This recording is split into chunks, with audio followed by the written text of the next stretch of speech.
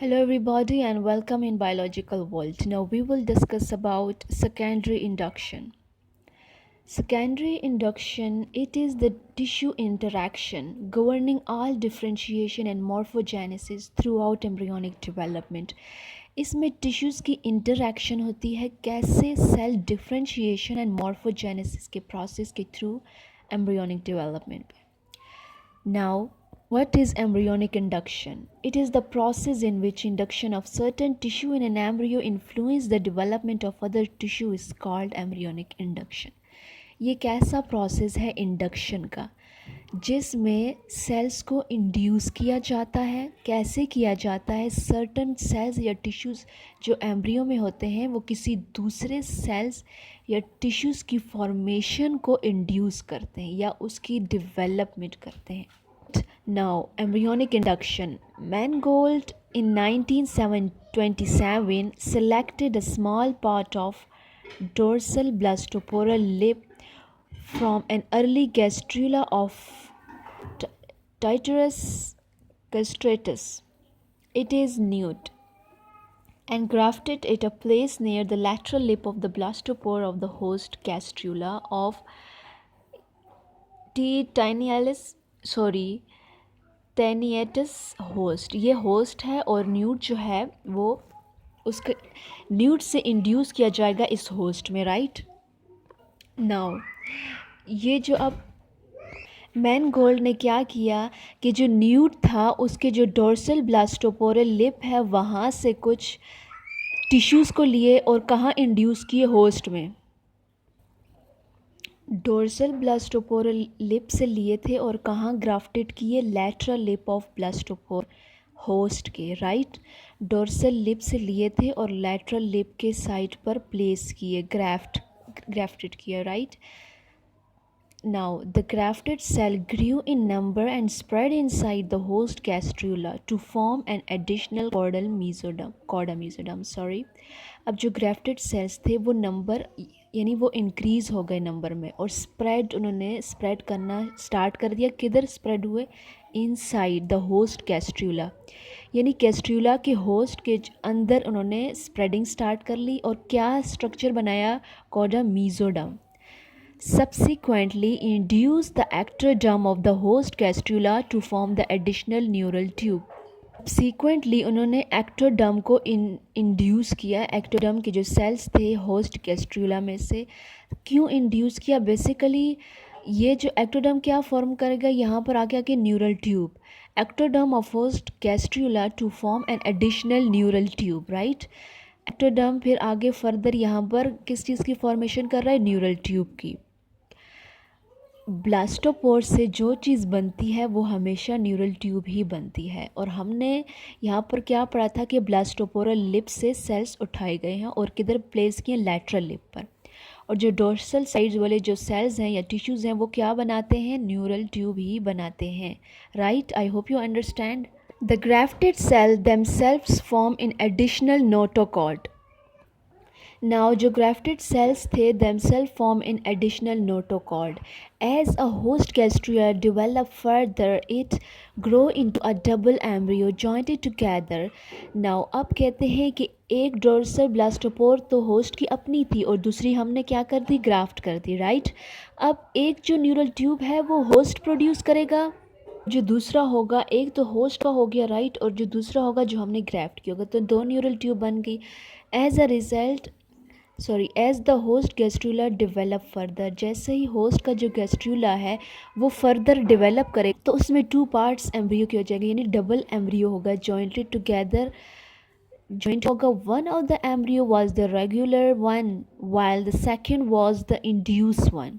एक तो regular one है और जो दूसरा कौन सा है जिसे इंड्यूस किया गया वो है, दो हैं, यानी एक जो होस्ट का है और एक जो हमने ग्राफ्ट किया है, राइट.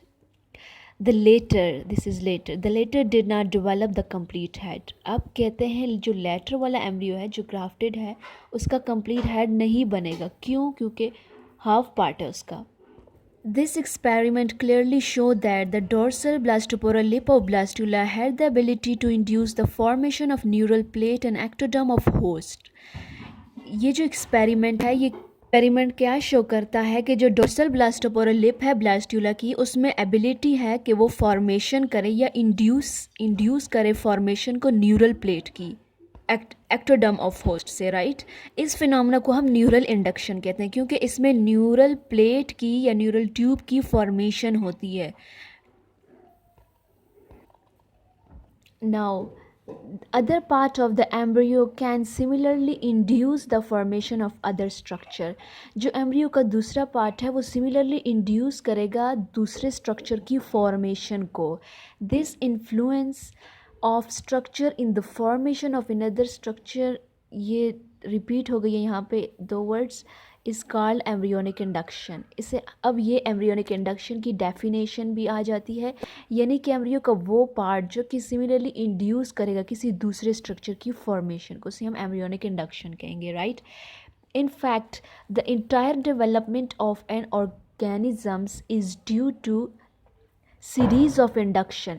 जो इंटायर एक ऑर्गेनिजम्स की जो डेवलपमेंट होती है वो सीरीज़ ऑफ इंडक्शन के ही प्रोसेस से होती है. कुछ सेल्स दूसरे. Now, the structure which induce the formation of another structure is called indicator or organizer, और हम इसे इंडक्टर भी कहते हैं. वो स्ट्रक्चर जो कि इंड्यूस करते हैं किसी भी दूसरे स्ट्रक्चर के फॉर्मेशन को, इस प्रोसेस को हम इंडक्शन कहते हैं. और इंड्यूस करने वाली जो चीज़ है उसे हम ऑर्गेनाइजर, इंडिकेटर और इंडक्टर कहते हैं, right. The chemical substance that is emitted by inductor is called evocator. वो केमिकल सब्सटेंस जो कि इंडक्टर रिलीज करता है उसे एवाक्वेटर कहते हैं. Now the tissue on an evocator और inductor, the tissue on evacuator और inductor acts is called responsive tissues. यानी ये जो केमिकल, अब एवाक्वेटर क्या है, ये केमिकल्स है जो कि इंडक्टर रिलीज़ करता है या इमिट करता है. अब जो इसमें जो टिश्यूज़ होंगे एवाक्वेटर में या इंडक्टर में, वो जिस चीज़ पर एक्ट्स करेंगे, यानी जिस चीज़ पर वो एक्ट करेंगे उसे हम रिस्पॉन्सिव टिश्यू कहेंगे.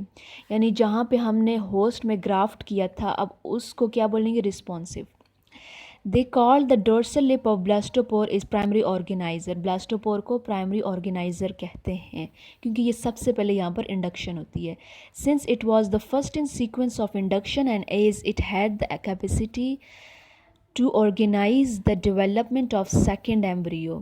यानी इसमें एबिलिटी होती है, यानी यहाँ पर सीक्वेंस ऑफ इंडक्शंस का प्रोसेस यहाँ पर होता है और इसमें एबिलिटी होती है, कैपेसिटी होती है कि वो सेकेंड एम्ब्रियो की डेवलपमेंट को ऑर्गेनाइज कर सके, उसमें कैपेसिटी है.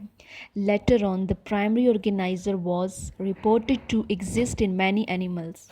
कौन से हैं, फ्रॉग है, bony fishes, birds and rabbits. Now this is, यानी ये जो है ये हमने ग्राफ्ट करना है, यहाँ पर ये ग्राफ्टेड है. ये डोर्सल लिप ऑफ ब्लास्टोपोर का थोड़ा सा पोर्शन है जो कि यहाँ पे कंप्लीट डेवलपमेंट नहीं हुई हुई है, तो ये हमने यहाँ से उठाकर यहाँ पर ग्राफ्ट कर लिया. होस्ट है ये ब्लास्टोसील है. ये अब प्राइमरी इन्वेजिनेशन है, इसको हम प्राइमरी ऑर्गेनाइज़र भी कहते हैं, प्राइमरी. नाउ अब जब हमने ये इसमें इंड्यूस किया, एक इसका पहले का था और एक हमने इंड्यूस करवाया, ग्राफ्ट करवाया, तो यहाँ पर अब ये 2 ब्लास्टोपोर ये डेवलप हो गई हैं. ये प्राइमरी ब्लास्टोपोरल लिप है और ये सेकेंडरी ब्लास्टोपोरल लिप है. तो इससे क्या होगा कि यहाँ पे 2 नोटोकॉट की फॉर्मेशन होंगी, ये और ये. फिर सोमाइड्स फर्दर इसके साथ डेवलप होंगे. ये प्राइमरी न्यूरल ट्यूब है और ये सेकेंडरी न्यूरल ट्यूब है. ये हमने जो ब्लास्टोपोरल लिप के थोड़े से पोर्शन थे वो इसमें इंड्यूस करवाए, तो फिर उससे अब इसने क्या फॉर्मेशन की, यहाँ से भी ये भी ब्लास्टोपोर के सेल्स थे, तो यहाँ पे ये सेकेंड ब्लास्टोपोर डेवलप हो गई जिसे हम सेकेंडरी ब्लास्टोपोरल लिप कहते हैं, और यहाँ से फिर 2 न्यूरल ट्यूब्स की फॉर्मेशन हो गई. Now types of embryonic induction. Lovtrup ने 1974 में इसको डिफरेंट टाइप्स में क्लासिफाइड किया था एम्ब्रियोनिक इंडक्शंस को into 2 basic category, endogenous and exogenous. Endogenous induction. Certain embryonic cells gradually assume new diversification. कुछ embryonic cells जो हैं वो gradually assume करते हैं new diversifications को, यानी diverse होते हैं through inductor that are produced by the that are produced by them endogenously. Due to these inductor, these cells undergo either self transformation or self differentiation.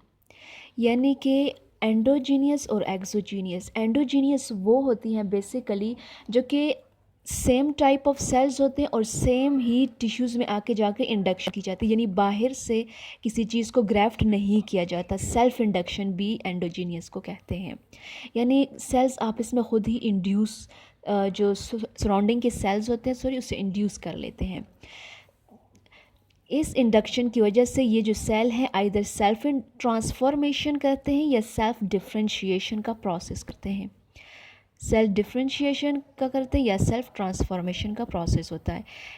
Such induction was reported in small size yolk laden cells. ये कहाँ reported की गई?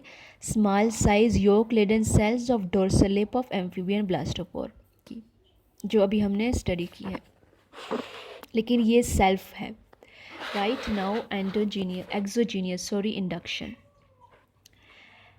Exogenous, when some external agent or a small cell or tissue is introduced into an embryo, यानी कुछ small cells, tissues या कुछ भी agent को हम introduce करें किसी भी embryo में, they exert their influence by a process of diversification pattern upon neighboring cell through control